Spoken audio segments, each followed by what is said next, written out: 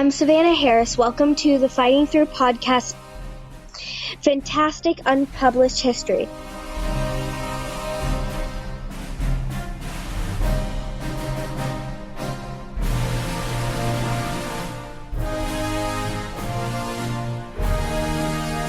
Fighting Through Podcast, Episode 70, Lance Corporal Jack Bettley.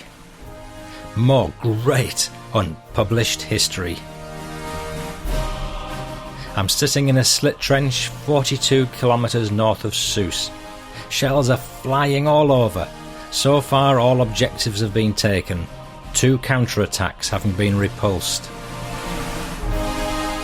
I was coming back from a sortie when, just before flying back across the front line, my engine decided to stop. October 1940. 19-year-old Harold Blow was driving a lorry to Newport when a man wearing an airman's uniform stepped into the road and waved him down. Harold pulled up and got the shock of his life. It was a German pilot in full flying gear. During our advance in Sicily, we encountered stiff opposition at certain strong points, and a number of men were killed, among them Sergeant Harrington and John Ryan. My pal Charlie Lee was missing, and Jack Bettley was also killed. Finally, learn about a terrible mistake I've made with the photos in Dad's book, both editions.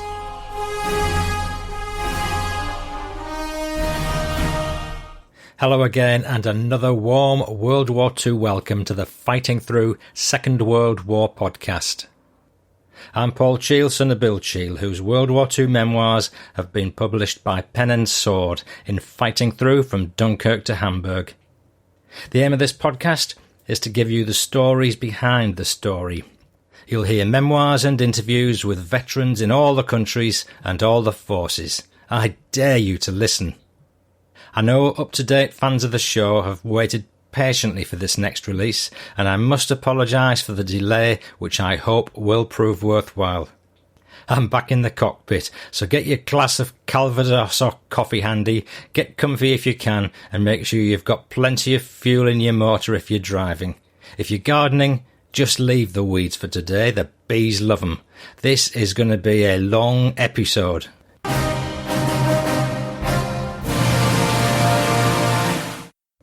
Long-time listener Dwayne Harris just wrote in, Paul, I need to say hi. My daughter Savannah, aged 13, has been bugging me. Has Paul asked about me? She so loves your show. She was recently accepted into a private school, mainly because of her historical knowledge. I thank you for most of that. Dwayne and Savannah, hi, and thank you so much. I feel very humble that the Fighting Through podcast has made a difference to Savannah's educational leanings and that it's helped her to progress. And of course, it was Savannah who just introduced the show, just in case you're getting bored with my voice all the time. So, massive congratulations to you, Savannah. That's so well done. If you write a great history essay sometime, do send it to me and I'll read it out. And if one historian in the family wasn't enough, I'll say hi to Master Dawson Harris, aged 9, who's already turned his artistic talents to drawing a depiction of the D-Day invasion. Pics in the notes. But he's got the troops attacking Omaha Beach and the Germans defending it. And oh my goodness, he's even included those spiky Czech hedgehog things that littered the beach defences. I'm impressed with your eye for detail, Dawson. Thanks for your interest and support, guys. So that's Savannah and Dawson Harris from the USA, leaving top military historian James Holland in their wake in no time, I suspect.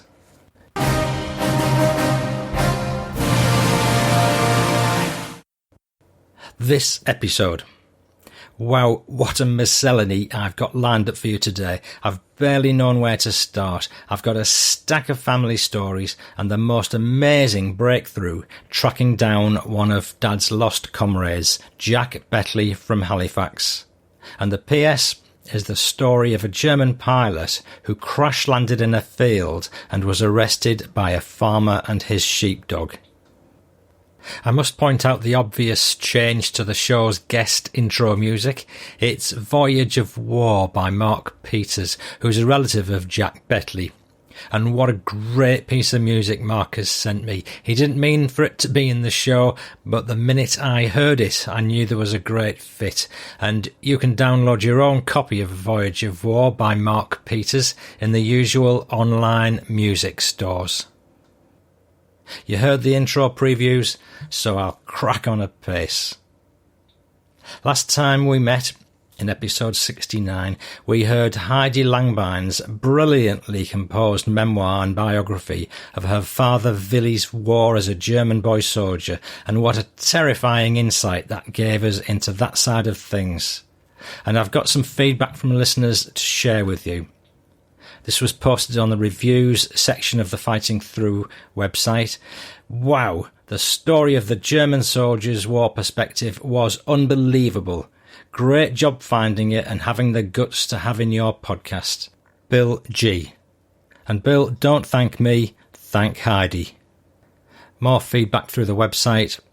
Mr. Cheel, I want to personally thank you for giving us all the privilege of hearing this amazing story. It was as if I was experiencing the war through this extraordinary teenager's eyes. You breathed life back into this man. I absolutely love your pod, and as an American, you make me proud of my mostly English ancestry. Bravo, sir. That's from Tar Heel, Virginian. Tim Rainville said, I found the boy soldier episode to be quite fascinating, as those German experiences are far less familiar to most of us. Willy's account also had some remarkable similarities to the wartime stories from my former mother-in-law. Also born in 1930, she lived in Castrop, Ruxelles, which is only minutes from Witten and in the heart of the Ruhr. Witten, of course, is where Willy came from. My goodness. As a child, she spent many hours in the bomb shelters and recounted how a small incendiary bomb had gone through the roof and 3 floors of their house and ended up in the basement but not igniting. Her older brother, aged 14, was also taken to Eastern Germany, and although I'm unaware if he served in the Hitler Youth, he was trapped in the Soviet sector and did not return until 3 years after the war. Her younger brother, born in 1941, ultimately became blind due to malnourishment from the reduced rations. There was no shortage of suffering for the civilians on both sides of this war.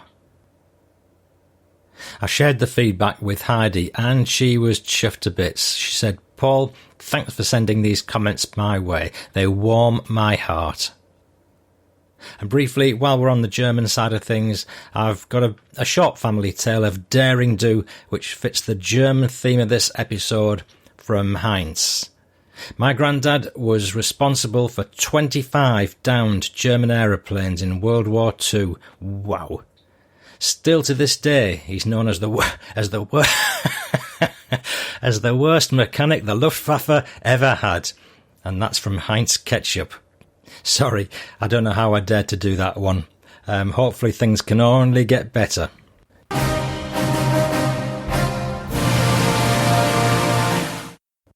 Over now to Mr. Paolo Bonini. This segment of the show is a little bit off the beaten track in more ways than one, but I hope you'll indulge me because it's such a curious story. It's how the ball of string that is this show unwinds and leads us through such a maze of connections and coincidences. Before I explain, I'd just like to return to a passage I read out a while ago now from Les Cook, because I was absolutely entranced by it. So here's a shortened version of that story, just to bring you back into the zone. This was in the African desert, at a place called Gambut on the Mediterranean coast, and Les called the story a desert discovery. The Italians had an airstrip on the Libyan plateau near Tobruk. We'd stopped for a few days at the foot of the escarpment close to the airstrip. One morning we saw what appeared from his dress to be an Arab digging in the sand some distance away from us. He was preoccupied with what he was doing and was apparently unaware of our presence. The Arabs had a reputation for stealing or collecting abandoned weapons and storing them for future use, and we thought it probable that he was engaged on such a venture, so we went to investigate. There was very little cover, so he saw us coming before we could get close to him, and immediately left what he was doing and disappeared. When we arrived at the place, we found a hole in the ground with stone steps leading down from it. The narrow steps led down between stone walls to a cavern, the extent of which we couldn't establish because of the poor light, and disappeared into clear, fresh water. We were in an underground water storage system, constructed hundreds or perhaps thousands of years ago. There were hieroglyphs carved into the stone walls.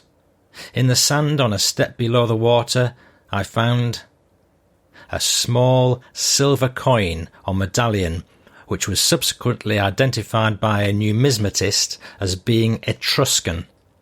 It had a Caesar's head with laurel wreath on one side and Grecian-style writing on the other. On the top of the escarpment, directly above, were the remains of an ancient city. The outline of the city wall and streets of buildings, presumably houses, were clearly visible as rows of hand-cut stone blocks in the sand.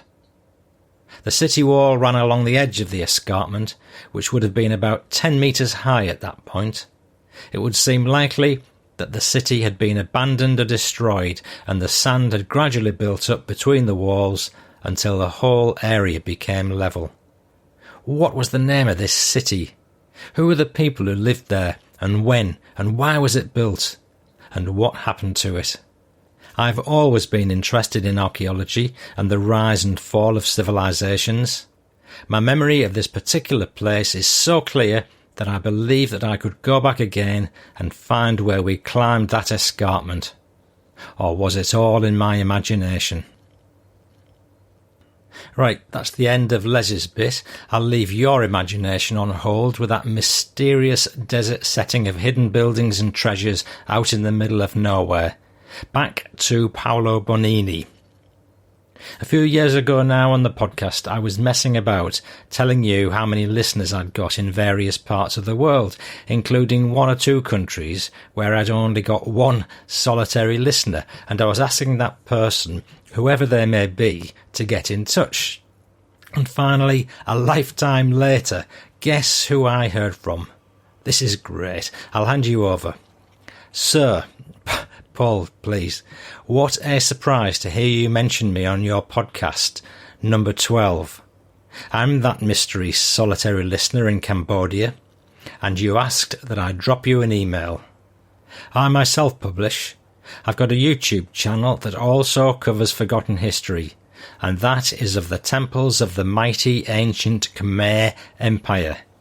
There are thousands of ancient temples that are forgotten and are slowly decaying, and like you, I hunt them down and record them on my YouTube channel, Forgotten Temples Cambodia. I post 2 short videos a week, and these are the ancient temple sites forgotten by almost everyone. Only those that live near to a particular site know of them. They're often really hard to find, and I battle leeches, wild dogs, snakes, and even temples full of rats to catalogue them. I once got attacked by a troll, a madman, who was unbelievably wild. I recently filmed Angkor Wat, the largest religious complex on earth, and it was empty. This has never been seen, as it's usually crawling with millions of visitors a year. An amazing day. Believe me when I say some days are simply wondrous, pounding through the Asian countryside on my bike, hunting an ancient temple. It is golden. It's a lonely business, and I have a very small audience, but to me it must be done, as this history should be recorded, and I'm the only one doing it. The Khmer Empire was as mighty as Rome, but now nobody seems to care. I face the real dangers of minefields, snakes, scorpions, and driving alone in appalling terrain, but I find it hugely rewarding. as I'm doing something nobody else is doing, and I think just maybe one day my work will aid others in preserving this history.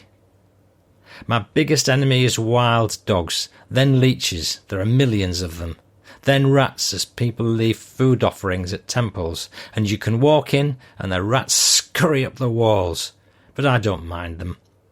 Then scorpions and snakes. There are loads of cobras here, but I stamp my feet, and I've not met one yet, but I know I will. Then fire ants. Got bitten on the nut twice. Oh man, that really hurts. They crawled up my leg and then ambushed my nads pincer style, like the Battle of Jutland. If those are not enough, the silent killer is landmines. They are everywhere from Khmer Rouge days, and seeing people with missing limbs in the countryside is so common. I try to stick to trails, but not always possible, and I lay my fate in the hands of the temple gods. I am compelled to hunt them down now, and I like to go alone. If I was to get hit, I would be in the middle of nowhere, but laying on the ground I would see what so many soldiers have seen, the beautiful sky and clouds, so not such a bad way to go, and I'd get loads of clicks. A crisp British salute to you, sir. Keep soldiering on, for you are the standard-bearer of forgotten World War II history. Stand easy, Mr. B. P.S. I'm a Brit who moved out here 14 years ago, became an alcoholic due to booze being so cheap when I drank a litre of vodka a day, but now sober and taken up temple hunting. Life was hell, but with the temples it's now wonderful. My father was Italian, but served for the British Army in Egypt, Suez Canal, having gone to Britain as a child. My very best wishes, Paolo, your chum and #1 fan in Cambodia. Paolo, thank you so much for getting in touch and offering that fascinating insight into your work. I hope your vital statistics are still safe from the scorpions and that you'll continue to carry out your important work. Paolo's YouTube channel is Forgotten Temples Cambodia, so please do offer him some genuine fighting through fan friendship and have a listen to one of his vids and maybe like or follow his channel. There's a link in the show notes. That's Forgotten Temples Cambodia. That's what I call a niche.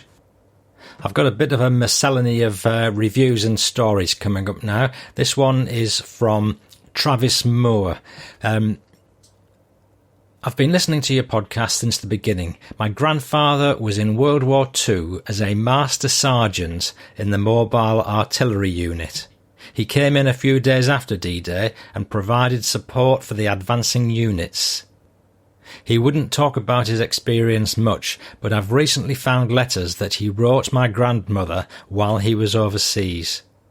My grandmother is 100, and let me read some of them and talk about an emotional roller coaster reading them. It was eye-opening and filled in on why he wouldn't speak of his time over there. Anyways, I just wanted to tell you to keep up the great work of bringing the memoirs of all these brave men and women that fought through this war. And that's Travis Moore from Charlotte, NC. Travis, if you've still got access to these letters, I'd love to see some copies of some of them at least, because maybe other listeners would be interested in them. On the Fighting Through website, another review from Herod. As we say in the USA, awesome. My father, 7 uncles and 1 great-uncle were in World War II, all in combat, and they all came back. My dad, Herod Lowry, drove a big Ward La France tank wrecker fighting the Germans. He landed in Normandy at Omaha Beach on June the 21st, and on VE Day he was in Kassel, Germany. The stuff you put up here is just the greatest. So that's from Herod Lowry, and many thanks for the Calvados, Herod. I hope your hip replacement operation has gone well, and you'll be back jumping in and out of the trenches, dodging bullets in no time. I forgot to say to Heavger in the last episode, do send me your address, and anybody who's bought Dad's book, if you would like a Fighting Through bookmark and souvenir photographs, drop me a line with your name and address and I'll post them out to you. Alistair's dad from the United Kingdom says, what a resource, keep it going. And Richard Brown, hey Paul, I've listened to your podcast twice now, all the way through at work. It's a great pastime and I love how real it is. My grandfather, Robert Paul Krieger, fought in World War II in the US Army as a medic. He would never tell me about his war, but one day I noticed his toes, all mangled, blistered and bent in strange angles, and I asked him why they were like that. He explained it was from the war. I wonder if he was in the Ardennes Forest or Battle of the Bulge, but I can't find any of his records, and knowing the medics were unarmed, it would have been difficult. Probably trench foot or frostbite during Christmas. Anyways, Paul, keep up the great work. I love your dad's memoirs. Thank you for all that you do, because it's the most realistic first-hand experience I've heard on a podcast ever. Thank you for that, Richard. Harry Bowler has kindly donated to the show with a generous round of Calvados on the Buy Me a Coffee feature on the home page.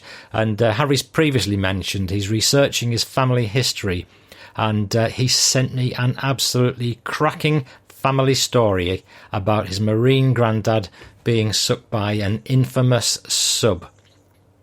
Harry says, I've recently discovered your podcast and I'm hooked. My grandfather was a Royal Marine during the Second World War, seeing action in North Africa and Europe, along with ship's crew service somewhere in and around the Indian Ocean.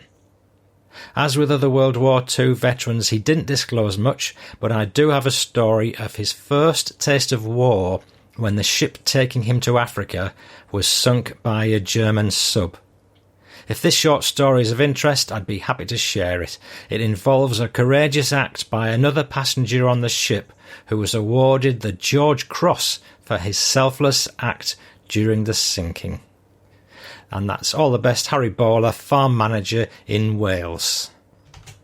So here goes. Royal Marine Harry Norman Bowler, 1941. My granddad and namesake, Harry Norman Bowler, decided to sign up towards the end of 1940. This must have been a deeply troubling time for his family, especially on his father's side. During the First World War, tragedy came to the Bowler family. 2 brothers of his father were killed between August and October 1916. On the 9th of August 1916, my grandfather's uncle Edward James Bowler, who was a private in the 2nd Battalion of the Hampshire Regiment, was killed during a poison gas attack near the Ypres salient on the Western Front. He was just 25 years old. A few months later, on the 20th of October 16, tragedy struck again as another of his father's brothers was also killed. His name was Thomas Stanley Bowler. A private in the Royal Berkshire Regiment, he was killed in action in French Flanders and was only 23 at the time of his death. On the 15th of January 1941, my grandfather began his training with the Royal Marines, first in Chatham, followed by the more rigorous training in Scotland, before being shipped off to North Africa for his first taste of war. And it was on this fateful first voyage that disaster struck. Known as the Winston's Special Convoys, or WS Convoys, he, along with around 1,200 British Army, Royal Marines and Royal Air Force personnel, towards the end of June 41, boarded the SS Anselm, which was part of Convoy WS-9B. The SS Anselm was built as a cargo and passenger liner in 1935, requisitioned and converted into a troop ship in 1940. Originally converted to carry 500, she was heavily overloaded and had suffered from recent engine troubles.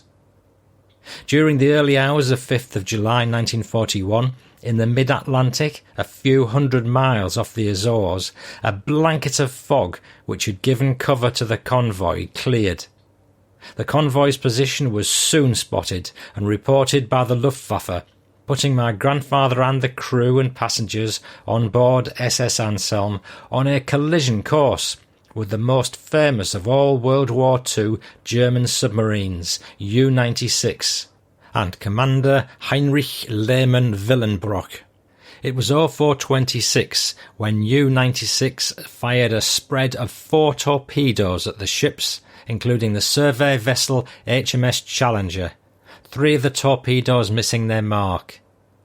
SS Anselm wasn't so lucky, with 1 torpedo hitting her port, side amidships, causing extensive damage and momentarily lifting the troopship.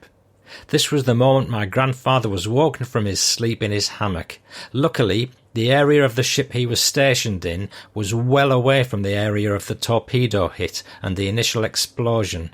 He always described the torpedo hit as literally knocking the bottom off the ship, tragically the area where the RAF was stationed.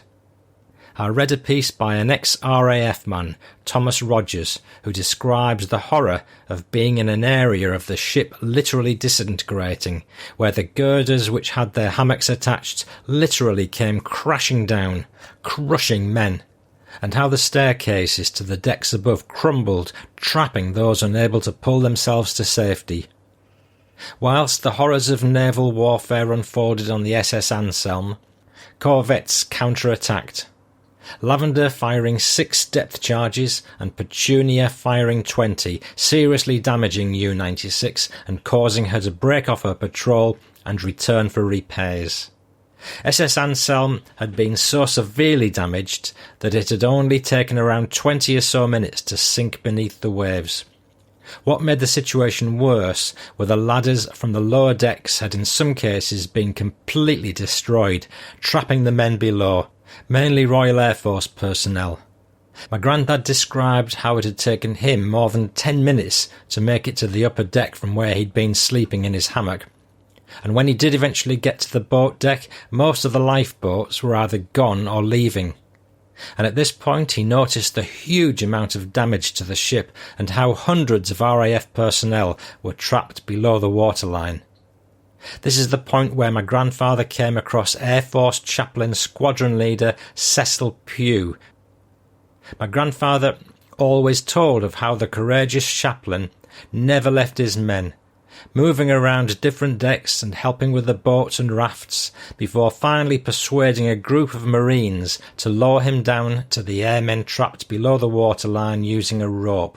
When the Marines argued that this would mean certain death, Cecil Pugh simply explained he must be where his men were. Although a witness to Cecil Pugh being lowered down, my grandfather never confessed to being one of the Marines who lowered him. Suddenly, my grandfather had to find a way off the quickly sinking ship. With no lifeboats in sight, he contemplated going straight into the water. But just then, he noticed a makeshift raft which had been made from the wooden boxes used to transport oranges. He was a good few feet above the water, so beckoned the survivors aboard the raft to paddle close enough for him to jump for it. Then he jumped, aiming himself straight into the middle of the raft. But unbeknown to him, there's no floor to the middle of the raft, so straight into the cold water he went. Quickly, he was pulled up into the raft by the other survivors. Once they'd paddled a safe distance from the sinking ship, they all had a good laugh at my grandfather's misfortune. After only 22 minutes since the torpedo had hit SS Anselm, she disappeared beneath the waves, taking Cecil Pugh, George Cross, 4 crew and around 250 troops with her. Here my grandfather and survivors stayed bobbing around for what must have felt like a lifetime, and during this time my grandfather and the other survivors noticed debris floating up to the surface. They found chocolate bars were among the debris, and cigarettes too, so my grandfather, already being wet, slipped back into the water to collect the chocolate and cigarettes. I have fond memories of him saying the chocolate was good, but the cigarettes were totally soaked and useless.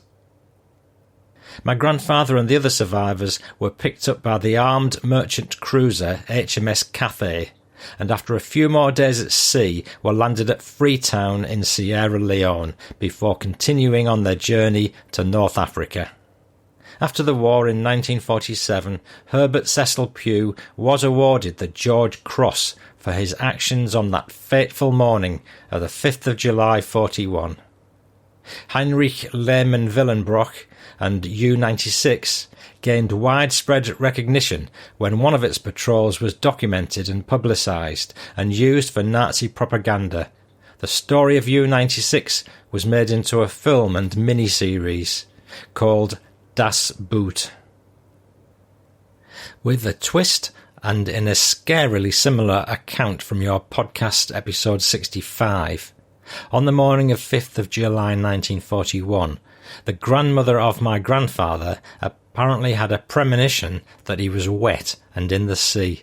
Sadly gone before my time. I would have loved to have heard more about this family legend from my great-great-grandmother herself. So that was from Harry Bowler about his granddad and namesake Harry Norman Bowler.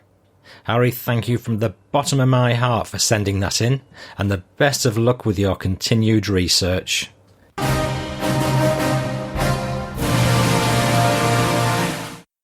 Hannah Gray has sponsored me on Patreon. Thank you very much, Hannah. She says, both my grandmother and grandfather served in World War II. Grandmother was in the Australian Army as one of the first combat-trained women, and my grandfather was a radio operator on an American supply ship. This podcast has been so interesting, personal and educational, and it makes me appreciate their bravery and contributions all the more. Hannah's from Seattle in Washington. I've included some photos if you're interested. The first two are of my great-grandfather in a staged photo from a POW camp. And in reality, he described the conditions as horrible. And, the photograph looks very civilised and decent, but clearly not the case. And there's also a photograph of grandmother and grandfather. She went AWOL from the Australian Army to marry an American temporarily stationed in Australia that she'd only just met, and they remained married for 72 years. The lives of those served are so rich and varied, and it's such a treasure to hear their stories in your podcast. So I've included some of Hannah's photographs in the show notes, and you really need to see the one of the POWs. It's just fascinating, and the fabulous colourised photo of Hannah's grandmother looks stunning, or at least her grandmother does. Back to some more full family stories now. Shout out for Lee Proctor in the UK. My great-grandfather George fought in the war. He was in the Lancashire Fusiliers.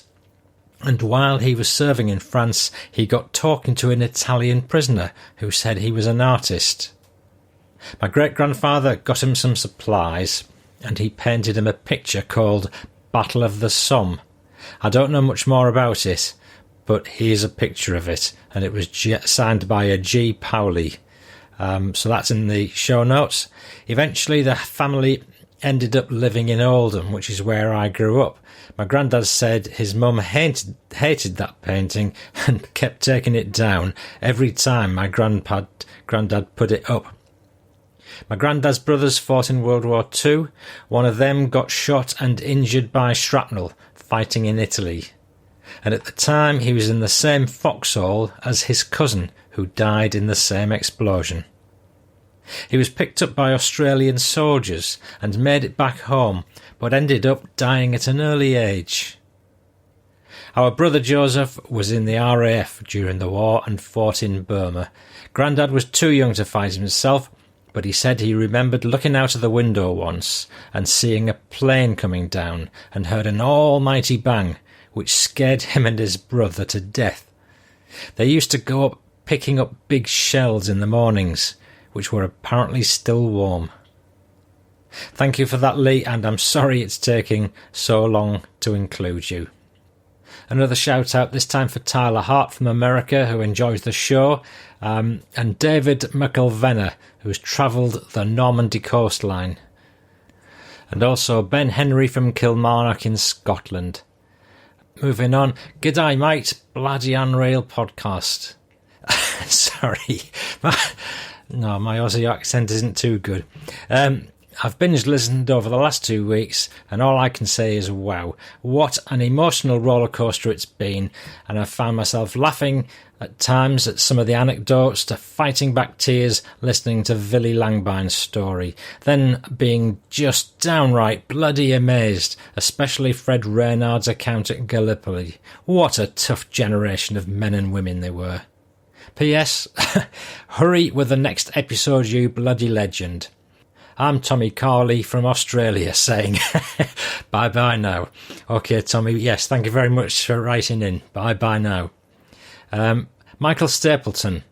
Michael said, "Hi, Paul. Just been thinking, it's nuts, but 77 years ago, around this time, the Paras were sat on airfields ready to take off for the start of D-Day. Around 22:56, I think it was. Maybe I'm wrong, but it's really sad to think about a lot of them lads wouldn't be around a few hours later, and many more who landed with your dad on the beaches a few hours after that. Puts a lot of stuff of today into context of what matters to me. Anyway, I finished your dad's book. Brilliant. And I found my granddad's service number and found out that he joined up in October the 10th, 1939. I'm waiting for the MOD to get back to me on other stuff, so if there's anything else to mention, I'll pass it over. I do recall Grandad saying he was evacuated by a submarine at some point, and for what I've looked into, the only one I've found so far was off Crete, maybe a couple of months after the main evacuation. Grandad's off Mum's side both served in the army, although I don't know where they served other than Celestina. Charlie Stapleton was at Dunkirk and went on to become an army boxing champion in the days where men were men and mice were scared within either one of the Lancashire regiments. His brother Michael Stapleton was in the RAF and was awarded a military medal during the war. Grandad off on Dad's side, Thomas Douglas Hughes served in the Royal Navy as a gunner. He served all over from Africa to the Pacific and Anzio to Normandy. He had a pretty tough job at Normandy, collecting the dead lads from the water, to which they was all torn up, as you could imagine. He brought home British POWs from Burma, and I think this affected him more than Normandy, because of the mistreatment they'd suffered. My dad informed me that he actually shot down 2 Japanese Zeros during the war, but he didn't speak much about any of the war, because I think it deeply affected him. I know you like a PS, so here goes. I recently had time when the kids went to bed to watch a documentary on the war, and what a watch. I think your listeners will really enjoy it. It's called Night Bombers on Amazon. It's a real eye-opener on how little space there actually was inside the Lancaster in wartime raids, and no wonder why so many rear gunners didn't make it, like your dad's pal Don Savage. You actually see the piece of perspex that was removed that was spoken about in an interview with Claude Reynolds. It was a really good documentary. Thanks for putting up with my emails. All the best, Michael Stapleton. So that's Night Bombers on Amazon that Michael's recommended. Quick message from Drew Terrell here. I live in Nanton, Alberta in Canada. In Nanton there's a Bomber Command Museum that houses a working Lancaster bomber. So I very much appreciate the stories of the Lancasters, as I can physically see what the plane looks and sounds like. They do engine runs from time to time. And I'm listening to episode 14 as I type this out, so thank you so much, as these stories open my eyes even more than the history books cover. Have a good day and cheers. That's Drew Terrell. Thanks, Drew. And of course, episode 14 is all about Lancaster Lily Mars, a fine fighting through vintage.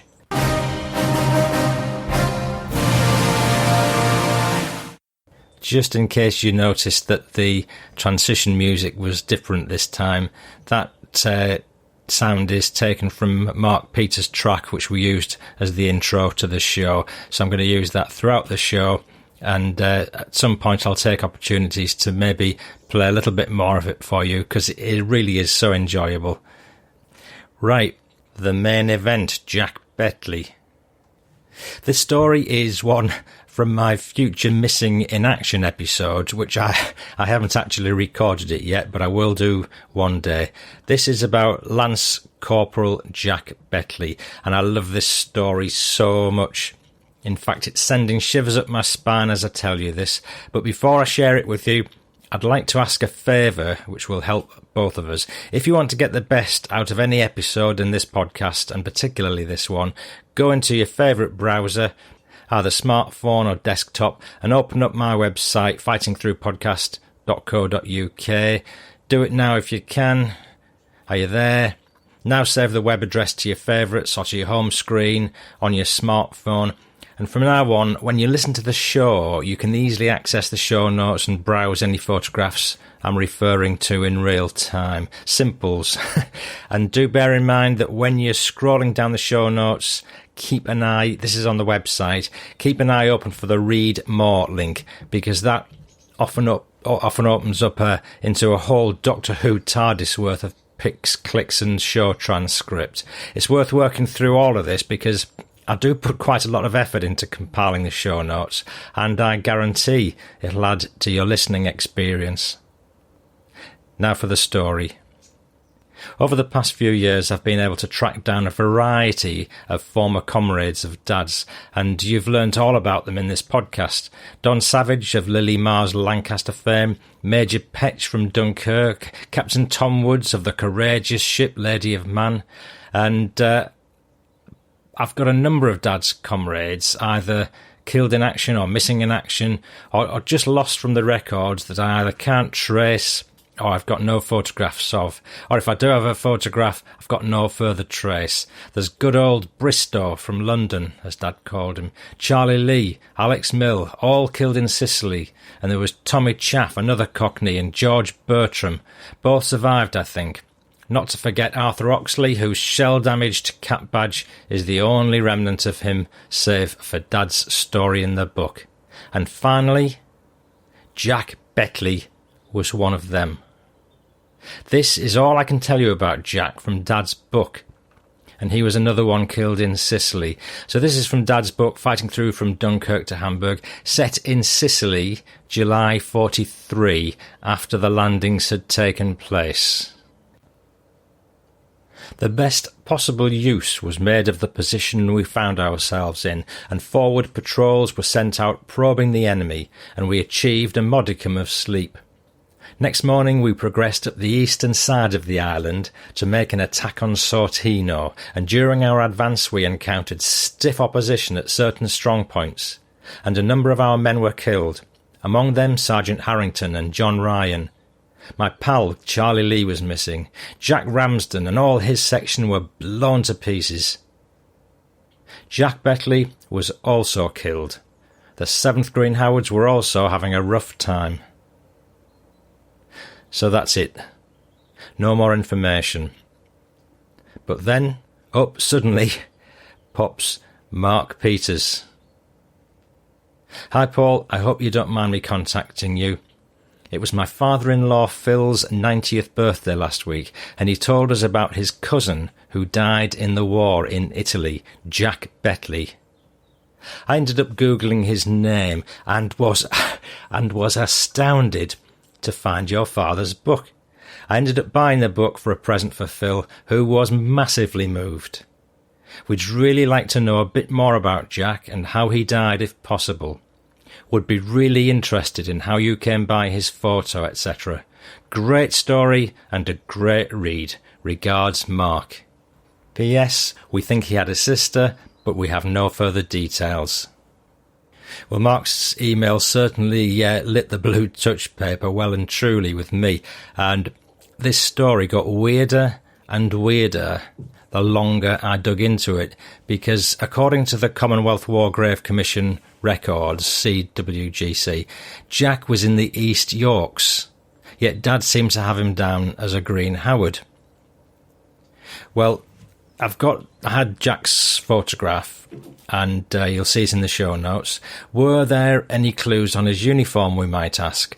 I turned to the pic I had of Jack for any clues, and there weren't any obvious ones apart from some very indistinct badges.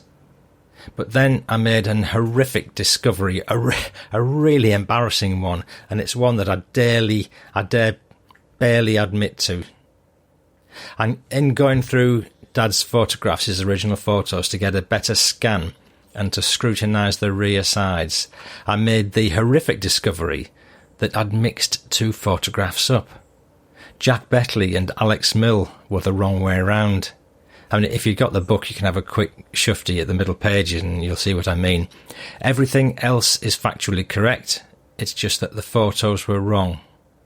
So I set the record straight with Mark, and because I'd originally sent him the wrong one. And I went ahead to get the real one colourised to celebrate the discovery. So up steps Dutchman WWII to the research rescue. Jakob is a colorisation expert as both a hobby and a business, and I'll tell you more about him later. But after he'd painstakingly crafted the first photograph of Jack that I previously sent him, I had to break the news to him that was Alex Mill, not Jack Bettley. Oh dear. Funnily enough, adding colour helped to bring out the vague detail of Jack's badges, and he's another conundrum. The CWGC record says East Yorks, yet none of the badges were East Yorks. Dad seemed to imply he was a Green Howard. The shoulder badge, or the title badge, pretty clearly says Green Howards, and his arm badge says Buckinghamshire Regiment, or so we thought. What a mongrel. I then turned to the WWII.com forum for further advice. I've recommended that to you in the past, and it's always a good start for research.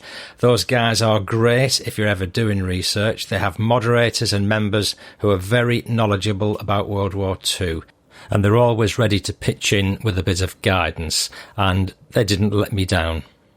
Bottom line, Jack must have started off in the Green Howards, hence the title badge, 11th Battalion in fact, and from September 42 they were in the 48th South Midland Division, and that's the divisional insignia shown on Jack's arm.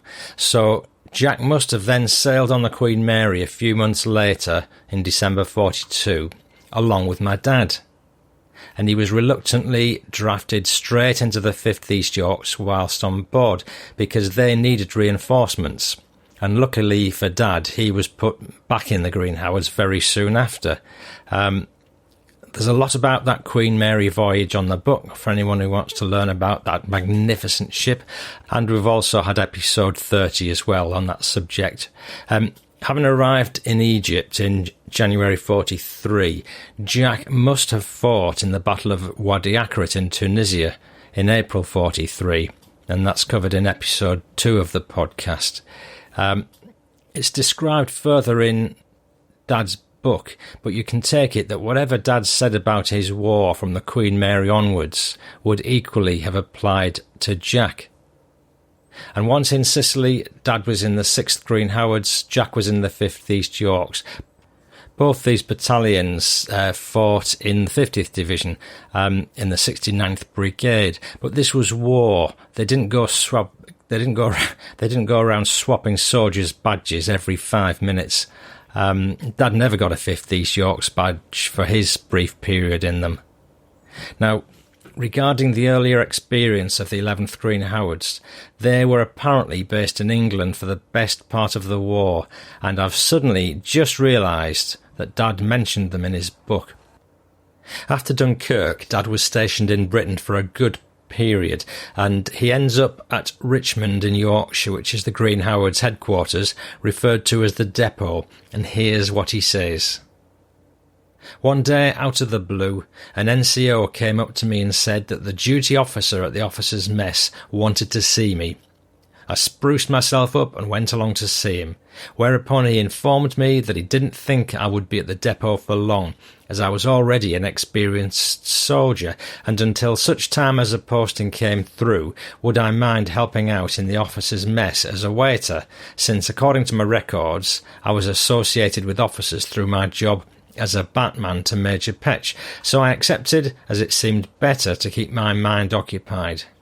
The waiter's job was most interesting while it lasted, but more suitable to a soldier with less qualifications than myself, if I may be so bold as to say as much. I realised that I would soon become soft. I'll always remember one captain who was a little older, as were many of the officers, because the younger commission of men were with the battalions on active service. This officer, when he came into the dining room for breakfast, always came to me to serve him.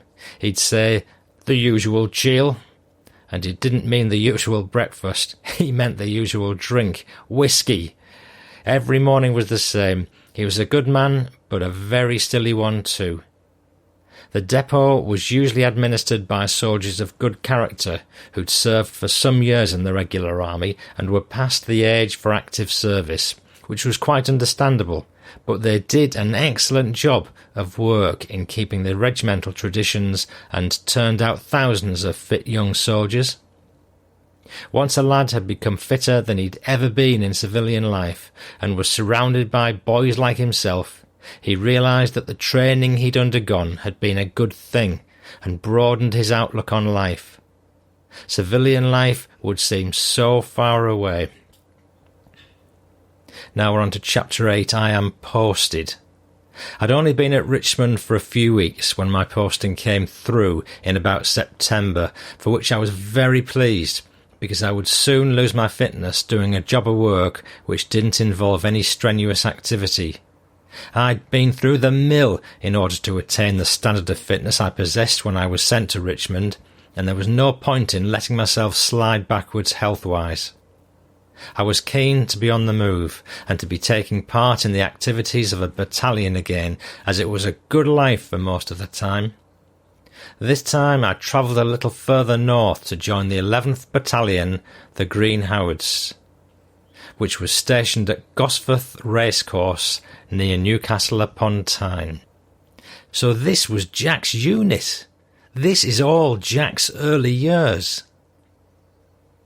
The 11th had been formed very recently in June 41 and was made up of recruits from the depot. The commanding officer was Lieutenant Colonel Parry. Amongst all the other ranks were young men of 19 and hailed from all over the North Riding of Yorkshire. It was not destined to be an active service battalion, but to train young soldiers until they reached the required standard of efficiency before being posted to an active unit, the 4th, 5th, 6th or 7th Green Howards. Men going to these units were always from the North Riding until the latter stages of the war, when the number of young men from the area was drying up. At Gosforth, the routine was fairly humdrum. Just the usual everyday duties, all guards, red tape and drills, not enough to tax the energy of anybody. The training was kid stuff compared to what I'd done in the good old 6th.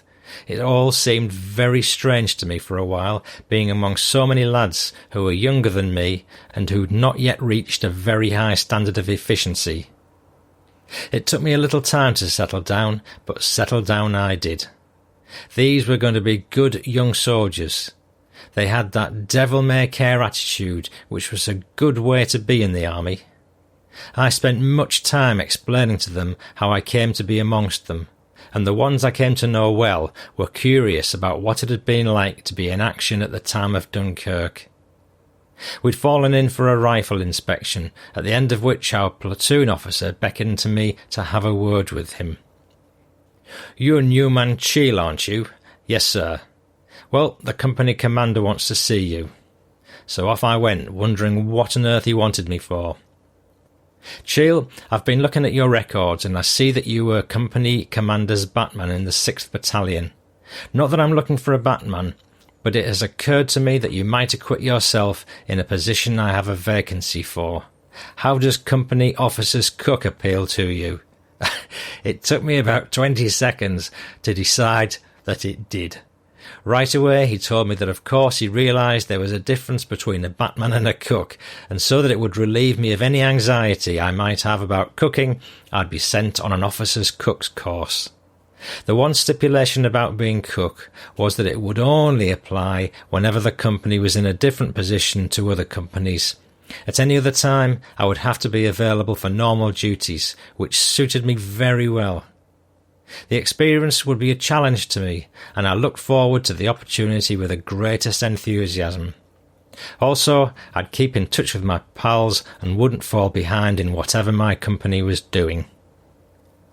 During this period, with the 11th Battalion, we were always billeted in Nissen huts, usually amongst sandbanks at Whitley Bay, Seaton Sluice, Seaton de Laval, Cullercoats and Blythe, always on the move. Our duties were to guard the coast, but much time seemed to be wasted, with nothing really constructive being undertaken. It seemed that the powers that be didn't know what to do with us.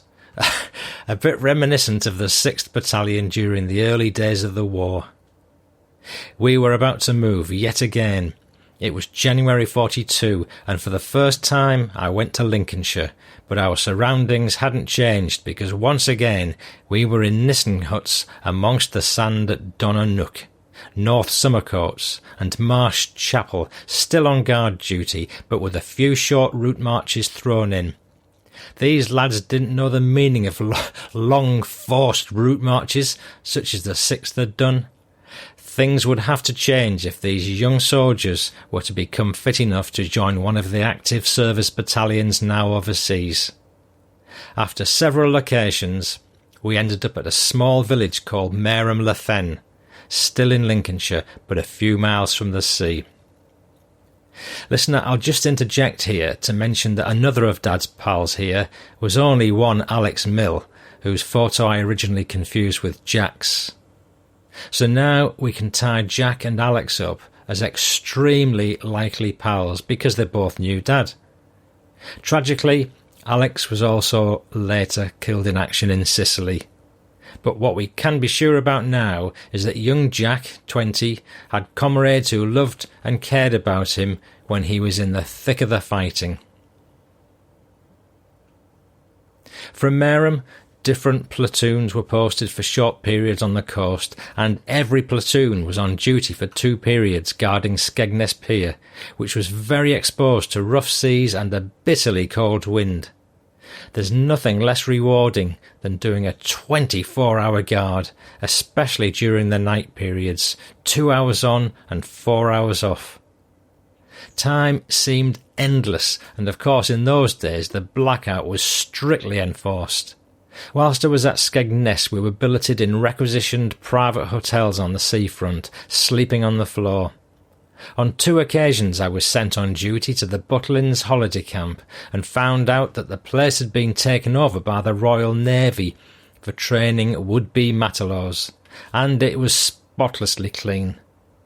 Here we had a concrete pillbox and had to keep a lookout to sea, but there was no way that this routine was preparing us for active service.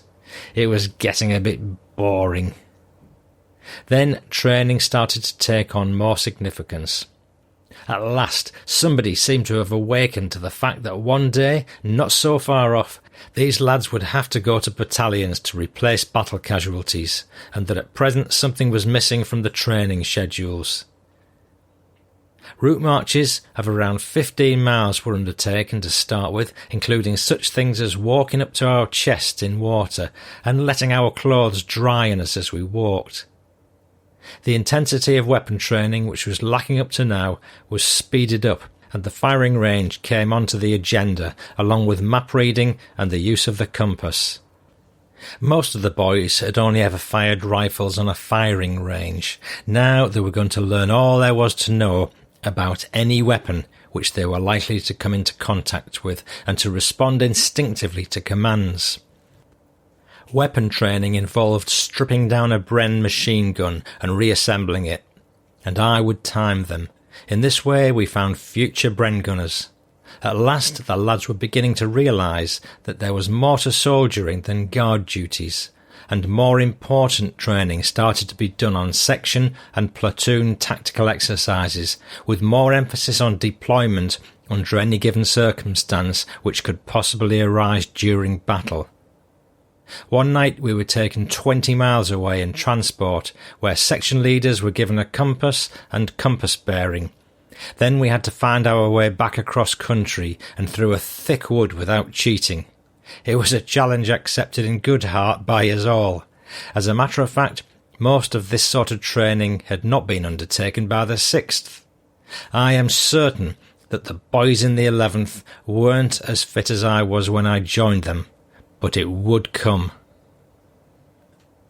I am so pleased I've managed to dig that out. It really was a last-minute discovery, and it's partly down to the investigative skills of Master Colorizer Jakob. I hope you've been able to follow all this.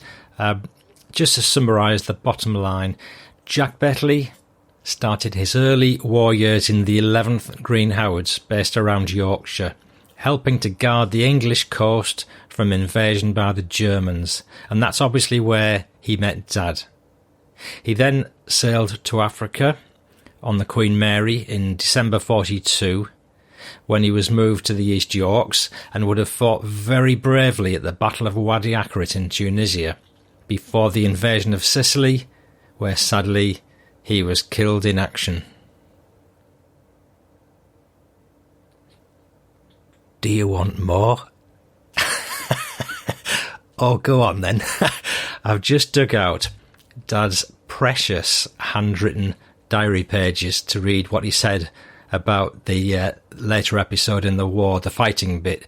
There's only 7 pages, and if you want to read them in full, take a shufti in the museum section of the website, off the main menu. So this picks up after the troops have been stationed in Egypt for a few weeks, training up. And this one's page 6, Tunisia. Boarded a plane at Cairo on the morning of 25th of March 43. Landed at Benghazi for fuel and continued on to Tripoli. Then travelled by road to join the 6th Battalion at Mareth. 5 days after, we moved up the line, passing through Medellin and Gabes. Went into action 4:30 a.m, 6th of April, 1943, at Wadi Akarit. In 24 hours, Jerry was out of it. I am now sitting on the slope where poor Arthur Oxley was blown to pieces by an 88mm. I saw Coughlin killed 2 yards from me. Frank Warren and John Bousfield were killed. John was hit by a 25-pounder at the same time as Sergeant Myson and Corporal Smith. 2 days later, we were reserve battalion when I saw Seuss. I'm sitting in a slit trench 42 kilometres north of Seuss. Shells are flying all over. Hope to press, all objectives have been taken, 2 counterattacks having been repulsed. The 25-pounders were terrific. I've just received several letters from England. I've got 19 mosquito bites on one hand. Roll on time, and let's get away from Enfidaville. Informed we were pulling out. Travelled by road all the way to Alexandria.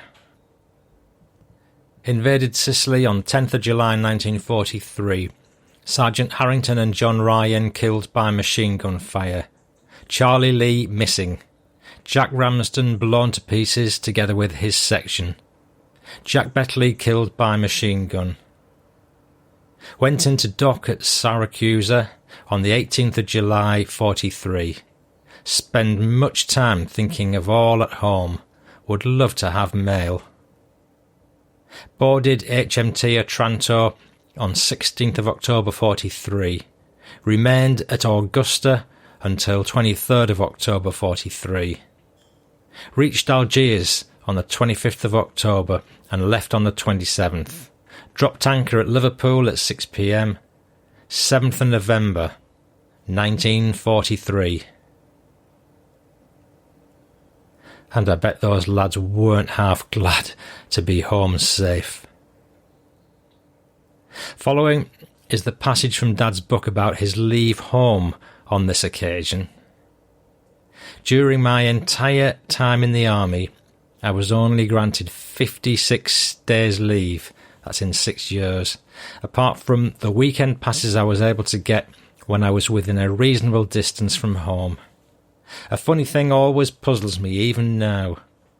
Although it was always a great feeling to be going home for a spell, I can't recall anything significant about any of my leaves, except for this one, after my return from the Middle East. Before the war, I was a member of the Methodist Church, so while I was on leave, I went to church and prayed for the pals who'd given their lives fighting for their country. I also thanked God for watching over me and bringing me home safely. Then there were several specific duties I had to perform, which were extremely trying and sorrowful. Firstly, I went to Stockton, which was only 6 miles from where I lived, to see John Bousfield's mother and 2 elder brothers who lived just a few miles from my hometown. I told them that John had been killed at Wadi Akarit, although I didn't say how he died. I said that these things happened so suddenly in war that John had gone to heaven without suffering. I'm afraid that they were so wrought with grief at the loss of their lad, at only 19 years of age, that there was no consoling them. I therefore came away very upset. Then to Arthur Oxley's home. I remember the remains of the shattered body it was my duty to bury at Akarit. Again, understandably, my visit to his mother turned to great sadness. Thank goodness there was no possibility of her knowing how her son had died. I had a pre-war pal called Don Savage. He was only 18 and a grand lad who'd been camped at Crediton near Devon in 1939. We'd been good friends. When he left the grammar school, he joined the RAF, becoming an air gunner on Lancasters. When he went on one of the bombing raids, he was posted missing, never to return. He was a splendid scholar at grammar school, and when I visited his home, his mother, naturally, was heartbroken. Then I went to see the parents of my pre-war pal, Bill Collins, killed on HMS York. They could not possibly know how their son had been killed. What an epistle this is. Of course, as I mentioned earlier, Bill had a younger brother, Vernon, who died from a fatal bug. Their parents were inconsolable. 2 lights in their lives had been extinguished. Well, I'd done my duty, but it was a dreadful leave, the only one where I vividly remember what I did. Those pitiful memories I will never forget. Now, no doubt Jack will have been in Dad's thoughts. I know this because on the back of Jack's photo is a request from Dad to his own mother to dig out Jack's address from Dad's address book. So at this point I can only think Dad must have been overseas and sending photographs home for safety, as I guess soldiers did, and he would have been planning to contact Jack's parents. But sadly Jack's name isn't in his address book, and that might explain why Dad didn't go to see Jack's parents in Halifax. Jack Bettley was the son of Ethel and Harold Bettley of 20 Summergate Place, Halifax, and his full commemorative details are on the website. He served as a Lance Corporal with the 5th Battalion, East Yorks, but in his heart he would have been a Green Howard, and he was killed in action 15th of July 43, aged 20. He's buried in Catania War Cemetery, Sicily, and is also remembered on the memorial at Halifax Town Hall, Books of Remembrance. So if you, listener, live in Halifax, get yourself over to the Town Hall and see if you can dig out the Book of Remembrance and find the entry for Jack Bettley. Pay your respects, speak to the person in charge, and tell them the full story. Tell them you heard it on the Fighting Through podcast. And if anybody does do that, please let me know. I would love a photo of the entry in the Book of Remembrance or any other interesting bits. Mark, thanks so much for the effort you made to write in. I know you're busy, and happy birthday to your father-in-law, Phil. A reminder to everybody, you can download the theme tune Voyage of War by Mark Peters online in the usual places. It's a great tune. Many thanks to Jakob WWII for his expert help and patience with this project. Both you guys gave me real inspiration to put this piece of work together, so thank you so much. I can really recommend Jakob to anyone who wants to get a black and white photo colorized, because he adds more than colour. He adds his knowledge of military history, and for me he was a lifesaver because he set me on the right track to understanding Jack's curious war story. You can find Jakob at his amazing Facebook page or website, where you can view his impressive collection. There are links in the show notes together with pics of Jack and his badges. If Dad's book ever makes third reprint, I may have to break the embarrassing news to them about the photographic mix-up, but at least we can now expand Jack's story in the book.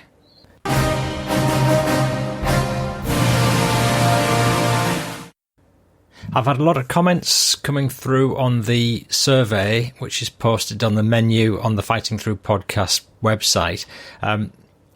Chris Rosenberg, a bit more feedback about the German Eyes episode, loved it. We've had Tim Rainville, Steve Buckley, Drew Terrell, Gary Heavens, Ross McElwee, and thank you for all your input on the survey, guys. Much appreciated. Bit of feedback from George Guyver. Just started listening a week ago. Fantastic. My dad was in the Navy during World War II, stationed just north of San Francisco, far removed from either the European and Pacific theatres. He led his men in laying down nets and buoys to keep Japanese subs out of the San Francisco Bay. No subs, so it apparently worked. There was one sub reported off some small islands off the coast. He was ordered to get some men and check it out. And as Dad said, all they had was a tugboat and a flare gun. Early days of the war, Dad was relieved when they got back to base. Sincerely, George from Arizona. Self-admitted massive fan of the podcast, Chris. I've recently come across a picture of my granddad, George William Rose, landed on D-Day +1 and was in a tank regiment. And Chris is trying to find out more information. Chris, the best thing I can do is send you to my research page on the fightingthroughpodcast.co.uk website. Go through the menu, you'll find a research item and the stacks of little directions as to what you can do to go about what you want to find out. But it essentially starts with finding the records of your relative, and maybe www.talk.com forum is also very handy. And this is next one's from Nancy Spencer in Denver, Colorado. Paul, I wanted you to know how much I'm enjoying your dad's book. Your dad was a very honourable man. You must be proud. His description made all the situations come alive. I always laugh how we're separated by a common language. But can you tell me what the following mean? Nancy, I'm going to answer each one as I list it. First one you've listed is Geordies. Now, Geordies are Brits from the northeast of England, more accurately Newcastle, fondly known for their near Scottish guttural accent. Why, aye, man, is the usual take-off when imitating the accent, meaning, but of course, my good sir. A kip is a sleep or a nap, 40 winks, sometimes it's called. Lagered is to lay up for the night, lay camp, e.g. to lager in a field. There's an alternative modern definition where you can get fully lagered, and that's to get drunk on lager beer. The NAFI, Navy, Army and Air Force Institutes, runs recreational facilities for the British Armed Forces. In war-torn France, it probably just meant tuck shop. Dad often used to bemoan the lack of a NAFI during the war, where you could get refreshments in a canteen or a cafe. Recce is to reconnoitre. Shanks ponies is, of course, walking on foot. The tannoy is loudspeaker public address system, sometimes referred to as the Iron Voice, particularly in Royal Engineer Brian Moss's Memoirs. So there you go. There's a full glossary of terms used in the book and the podcast on the fightingthroughpodcast.co.uk website. If you scroll right down to the bottom of the home page, you'll find a glossary of terms link. There's probably one somewhere in the menu as well if you search for it. Thanks for your inquiry, Nancy. Excellent. There's a few more feedbacks coming thick and fast now. David Hatfield from Elk Plain in Washington says, thanks for the podcast. David, you're a veteran of the US Army and you served as a medic from 1980 to 83. Stephen Hunt from New York, I love your podcast. Grandfather served in World War II and was shot 2 times. Ouch. 3rd Armoured Division fighting with General Patton. Scary, says Rob Coles. Bobby Horton now. I've been listening to your podcast since January and I'm always amazed by the stories you find, from everyday life while your country's at war to outstanding acts of heroism. I've been interested in all things military for as long as I can remember, and at the age of 13, when I learnt about the commandos in Jeremy Clarkson's documentary The Greatest of All, I thought, that's the kind of job I'd like. Now, having just turned 20, I start my Royal Marines recruit training in a matter of weeks. My main reason for writing is to say thanks for publishing these incredible stories. They've helped me through a dark, cold and wet winter of training in the Scottish Highlands, where the original commandos trained. I've no doubt that when things get rough in training, I will remember them and crack on while thinking things could be a lot worse. I had a quick chat with Bobby and mentioned that Dad was on a commando training exercise in the lead up to D-Day in Inverary. And Bobby said, I've been through Inverary a few times, but never knew that they'd practiced landings there.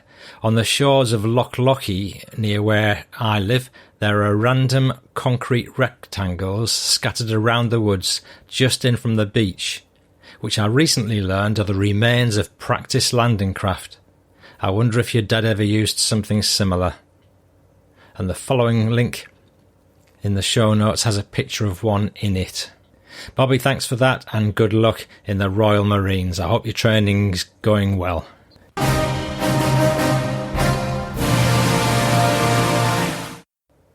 Family story from Herod Lowry, who we mentioned earlier.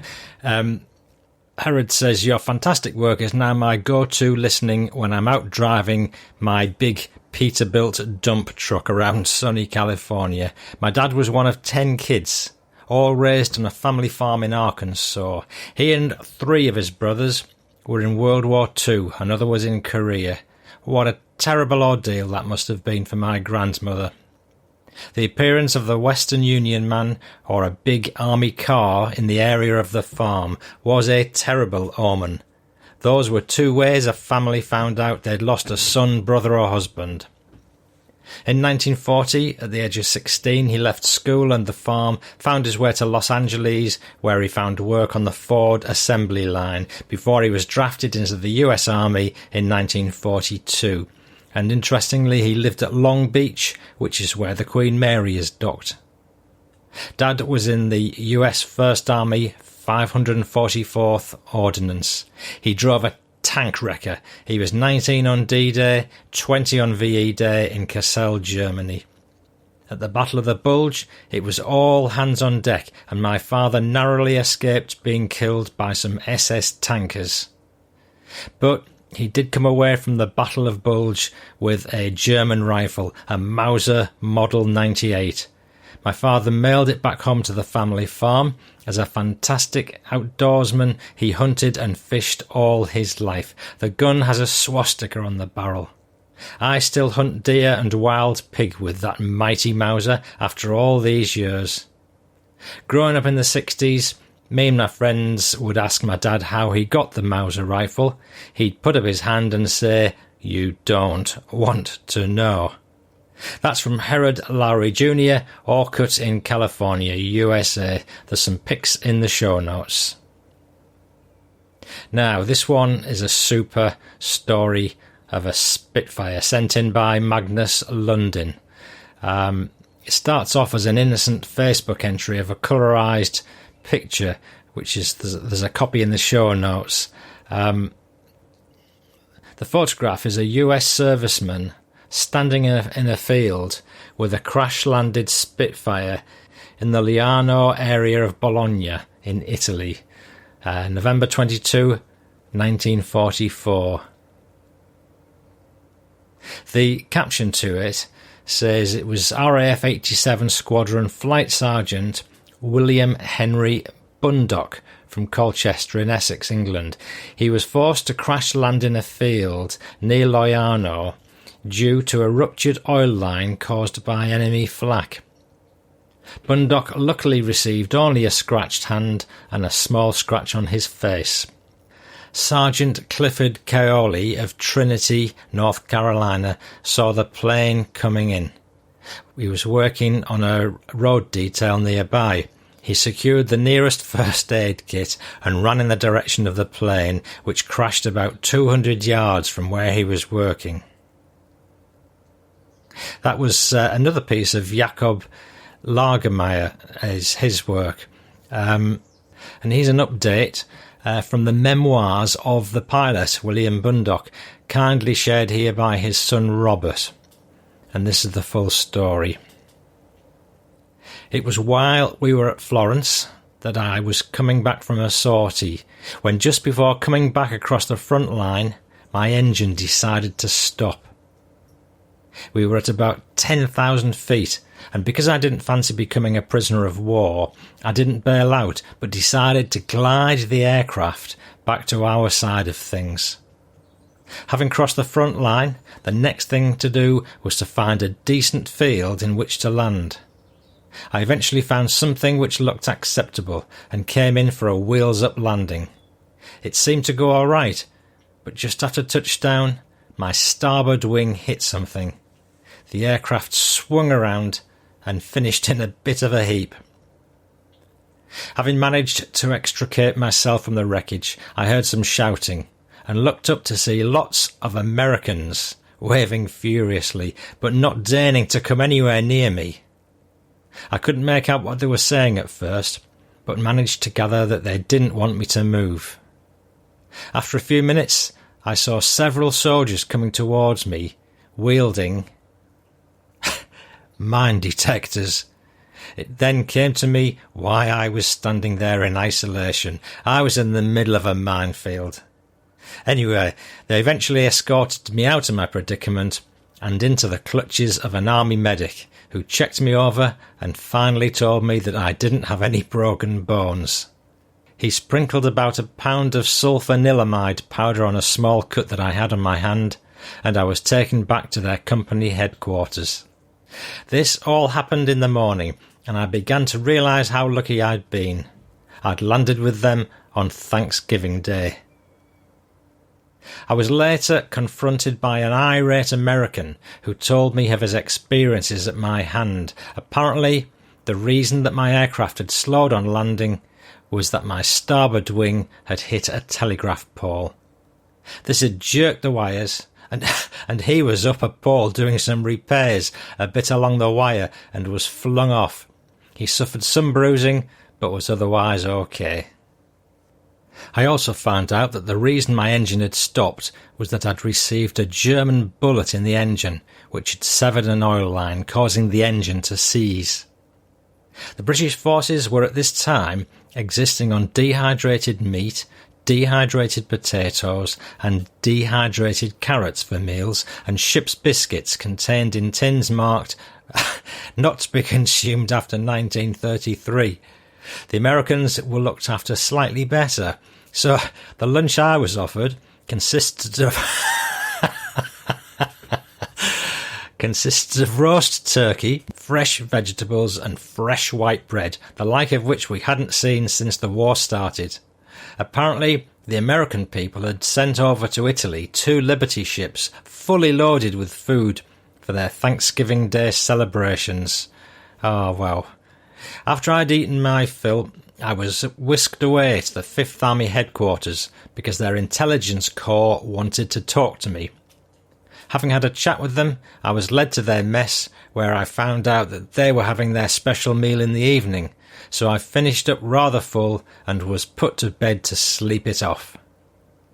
I was driven back to the squadron the next day, and having related my experiences to the rest of the pilots, they were all resolved to force land with the Americans the next day. If you'd like to read more of William Bundock's memoirs, there are several extracts from them put in the BBC World War II People's War Stories, and I've put links in the show notes. Maybe in a future show we'll be able to give you the full Monty.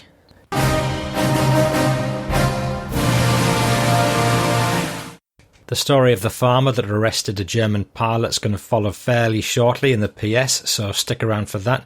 In the meantime, here's a story about a fake German airfield. Those of you who don't follow me on Facebook will have missed the picture I posted up pertaining to this story a few weeks ago. You've heard me talk about Allied deception plans on occasion. Well, it seems we didn't have a monopoly on such ideas.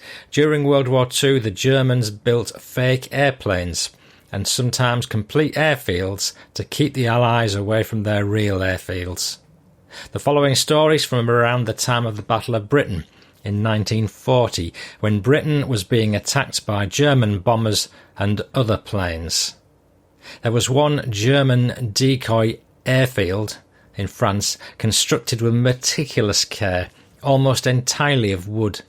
There were wooden hangars, oil tanks, gun emplacements, trucks, and even wooden aircraft, and the Germans took so long in building their wooden decoy that Allied photo experts had more than enough time to observe and report it.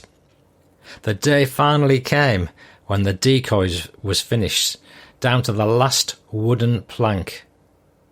And early the following morning, a lone RAF plane crossed the channel, came in low, circled the field once, and dropped a very large wooden bomb. I found that story on the Snopes, SNOPES.com website. But can you imagine the looks of bemusement on the faces of the German military when that wooden bomb bounced on top of their bonces? Oh dear, I'll leave it there. Thank you so much for your support and for making the time to listen to me. And please rate, review, or share the show howsoever it pleases you. Above all, enjoy. And please do hear me next time. Hopefully a bit sooner than last time. We're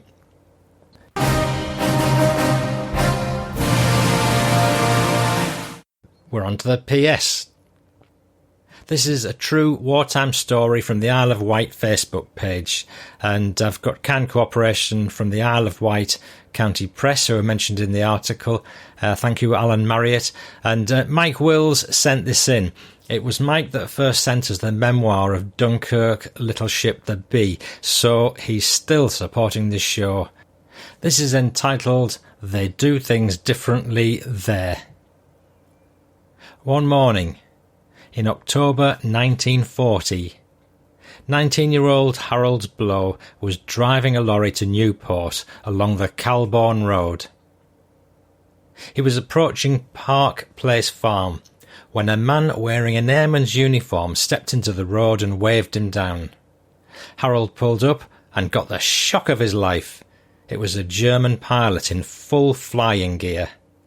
Feldfebel Sergeant Horst Hellriegel had been in a dogfight over the Dorset coast when his fuel tanks were riddled with bullets. With no way of reaching his French base, he'd landed his Messerschmitt 109 on Bochum Down, near an old chalk quarry called Gypsy's Hollow, and he'd then made his way down to the road. To his great credit, Harold wasn't fazed by meeting a German pilot. He told the county press, "I said to him, 'Are you armed?' He said, 'No, I no fight.' But I wasn't trusting any German, so I ran my hands over him before I told him to get into my lorry and we drove off towards Newport. As they pulled away, Horst casually said, "Will you pull up at the Blacksmith's Arms at the top of the hill? I could do with a drink."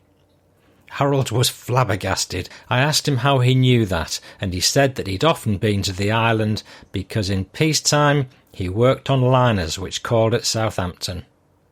And so it was that a few minutes later the lunchtime regulars at the blacksmith's were treated to the sight of a Luftwaffe pilot in full flying gear, propping up the bar.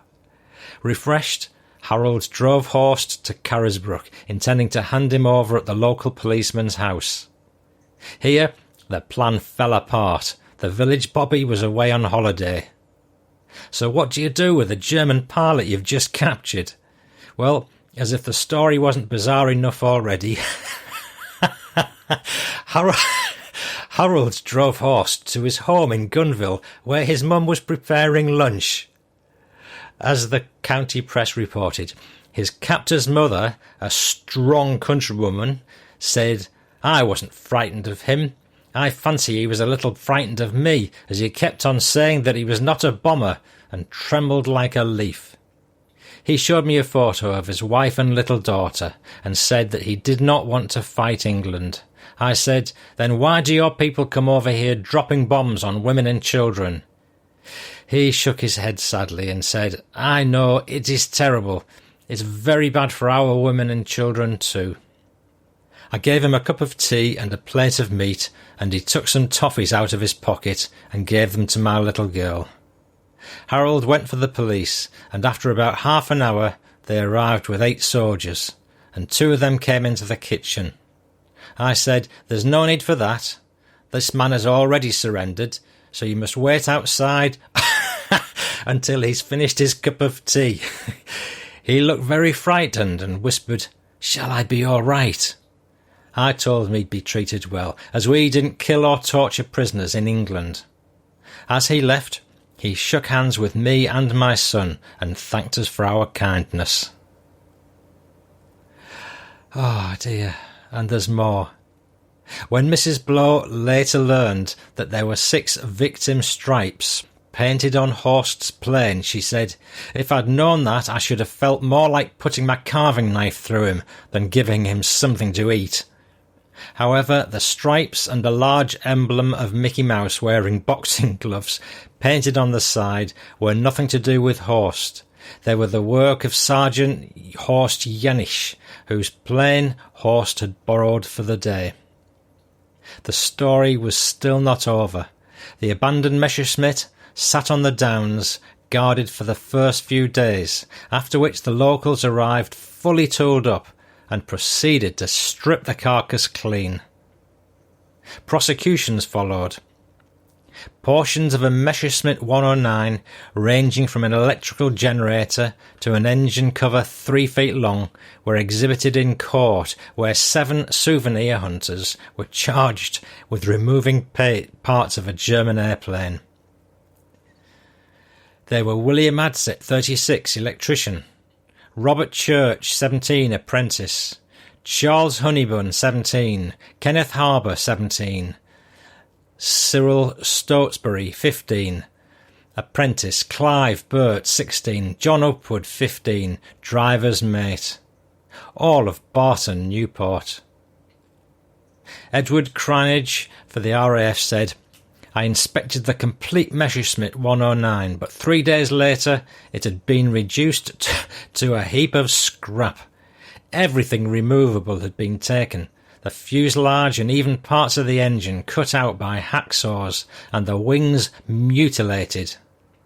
Adset said he went to the plane on October the 20th and found 50 or 60 people there using hammers and chisels to take parts away. An intelligence officer explained, German planes were only guarded until the armament, wireless and flying instruments were removed.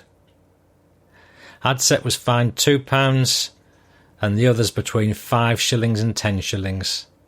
Horst spent the rest of the war as a POW. There weren't any camps on the island until 1943, so he almost certainly went to the only British camp at the time, Grisdale Hall in Cumbria. Sadly, despite best efforts, Horst's post-war life is unknown. So, dear listener, if you know anything about Herr Horst Hellriegel in later life, give us a shout. If you know anything about the nicked Messerschmitt gear, keep your head down because the army police are still looking for it, and I bet it's worth a few bob nowadays. But do drop me a line, and if I tell anybody, I'll tell them not to tell anybody. Oh dear. There must be a fortune tied up in that plane across the island. If anybody could just get all the bits together, they could rebuild the plane, I would imagine. You know, I'm such a tinker. I'm in a good mood because I can nearly see the end of the light which leads to the tunnel. Not one of Paolo Bonini's or Les Cook's, but getting to the end of this episode. So, to celebrate, here's a short story I picked out at random from the BBC People's War website. It's about women at war, and I reckon it's set on the south coast of England not long after D-Day, and it's been submitted probably 2005, I think, by Elsie Horton, who was a Wren. She says, "We saw some very peculiar vehicles go through Fareham, where I was based in the UK, each one obviously designed for some specific purpose. Another common sight both before and after D-Day were Queen Marys. These were very long, low, articulated vehicles which were used to transport crashed RAF aircraft. In our free time, walking around Fareham could be quite interesting. There was a constant stream of lorries full of young soldiers on their way to embarkation points, and of course they all waved. After a while we learned to be careful, after we found we'd waved to a lorry load of German prisoners, and they had the nerve to wave back." To play out, here's the full version of Voyage of War, composed and played by Mark Peters. I'm Savannah Harris saying bye-bye now. I'm Paul Cheall saying toodle pip.